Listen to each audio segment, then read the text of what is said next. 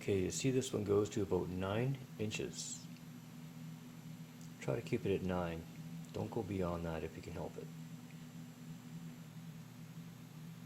And for this one, the darker orange, called Duramax, goes to 9 inches, but is a lot harder to deal with.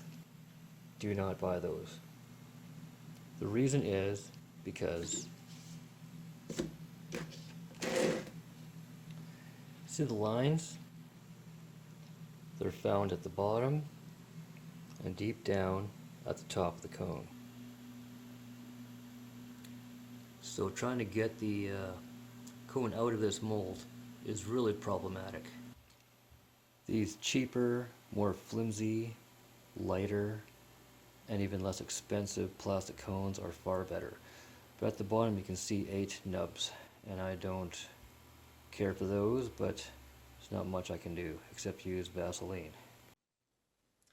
Okay, I needed to know the volume of cone 2.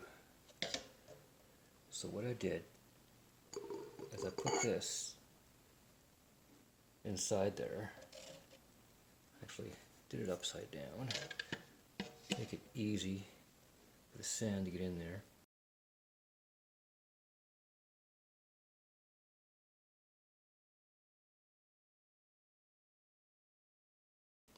And then I got the volume.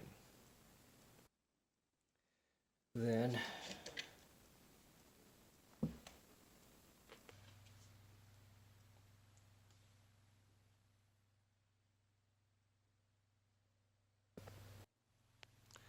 okay, so I taped it up right around here all the way along.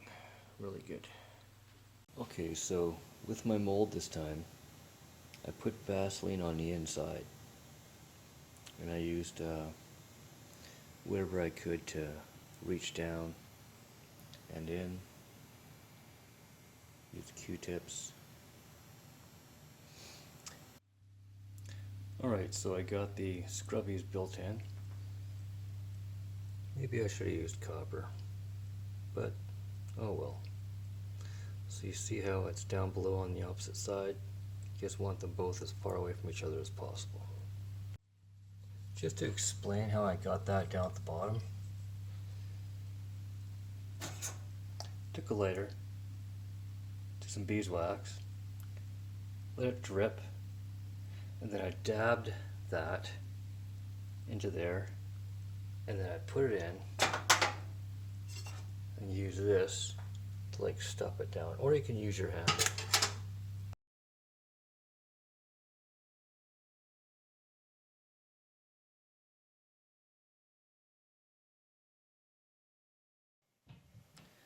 Okay, so that's held in there really good.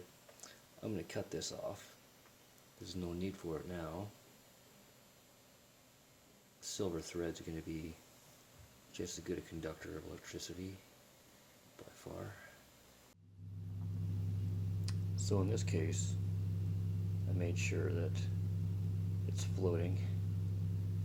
I can put lots of concrete on this side. Let it float a bit.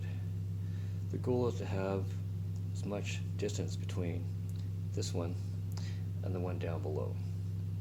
It really doesn't make that much difference in this case, so let it float out in the open.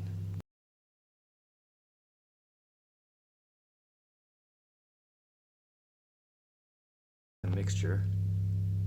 I'm going with the colloidal silver to make sure that I vibrate out bubbles in the concrete mix. It's sitting on top of a speaker. Okay, so I mixed that up really well.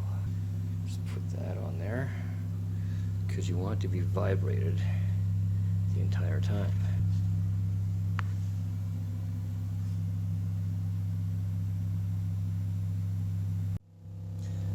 Okay, so I filled it up. Just letting that vibration take out the popcorn looking concrete. Let those bubbles go to the surface. And I'm going to use something to absorb that excess water. Okay, so these are my two triple cones, 2/3 done, and this one here, as you can see, is a lot easier to hang because I had the pine cone have a thick wire run through it, and then I turned the pine cone upside down. This one's a different story. I got the wire coming out there, which is not what I recommend because it's difficult, it's problematic. Do it that way if you can. Got my tensor rings going. Got some really good ones from Philip Hertzler. This guy knows what he's doing. Get all the wires connected so all that energy gets transferred back and forth. Very nice.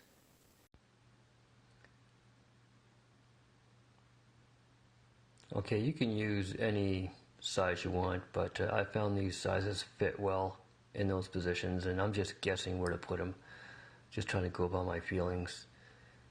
They radiate a good energy field, so you don't have to have a lot. This may be excessive, but it looks good.